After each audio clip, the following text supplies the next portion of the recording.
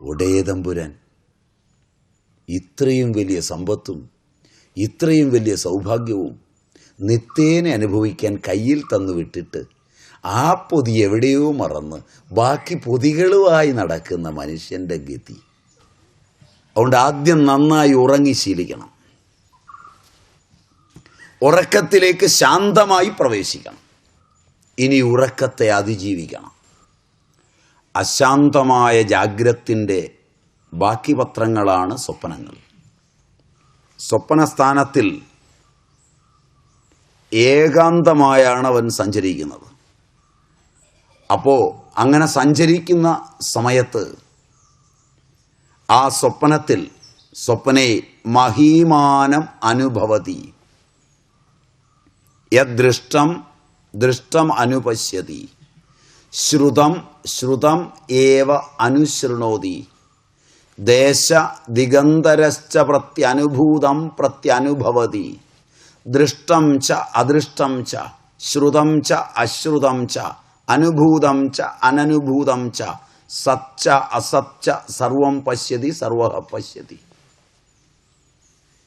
നടക്കുന്ന ആനയെ കാണുന്ന ജാഗ്രത്തിൽ, പറക്കുന്ന പറവയെ കാണുന്ന ജാഗ്രത്തിൽ, ആനയുടെ മുകളിലിരിക്കുന്ന കാക്കയെ കാണുന്ന മനസ്സ്, ആനയ്ക്ക് കാക്കയുടെ ചിറകുകൾ വലുതാക്കിക്കൊടുത്ത് ആനയെ പറത്താനാഗ്രഹിക്കുന്ന ജീവസൃഷ്ടിയെ സ്വപ്നലോകത്ത് ജാഗ്രത്തിൽ നടത്തുന്ന മനുഷ്യൻ്റെ ആ തോന്നലിൻ്റെ പൂർത്തീകരണമാണ് സുഷുപ്തിയിൽ പറക്കുന്ന ആനയുടെ പുറത്തവൻ സഞ്ചരിക്കുന്നത്. മനസ്സിലായില്ല?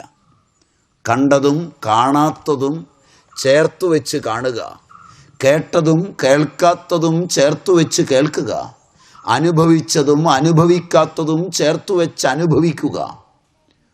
ഇതെല്ലാം സ്വപ്ന വിഭൂതികളാണ്. ഇതൊക്കെ എഴുതിയത് നൂറ്റാണ്ടുകൾക്ക് മുമ്പാണ്. ഇന്നത്തെ സൈക്കാട്രിസ്റ്റ് എഴുതിയതല്ല പുസ്തകം. ഇതൊക്കെ നമ്മൾ അറിഞ്ഞാൽ സുഷുപ്തിയിലേക്ക് പോകുന്നതിന് മുമ്പ് ജാഗ്രത്തിൻ്റെ ഓരോ മുഹൂർത്തത്തിലും സ്വപ്നവും സുഷുപ്തിയും ഉണ്ടെന്നും മനസ്സിലായി. ജാഗ്രത്തിനെ സാധിതപ്രായമാക്കുന്നത് സ്വപ്നമാണെന്നും ജാഗ്രതല്ലെന്നും മണ്ണുകൊണ്ട് കുലാലൻ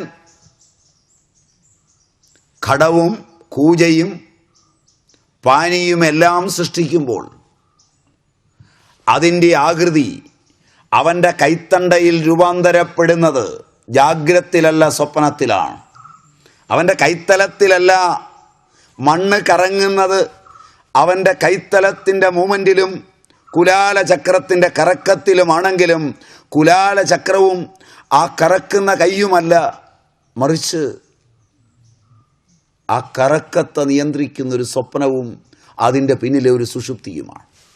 അല്ലാതെ ആണെങ്കിൽ നമുക്കും ഇതുണ്ടാക്കാൻ പറ്റില്ലേ? പക്ഷെ മണ്ണ് കുഴച്ച് വെച്ചിട്ട് നമ്മളൊന്ന് പിടിച്ചു നോക്കിയേ, കലമുണ്ടാവില്ല. അതിന് അവൻ്റെ സ്വപ്നം ഉണ്ടാവണം.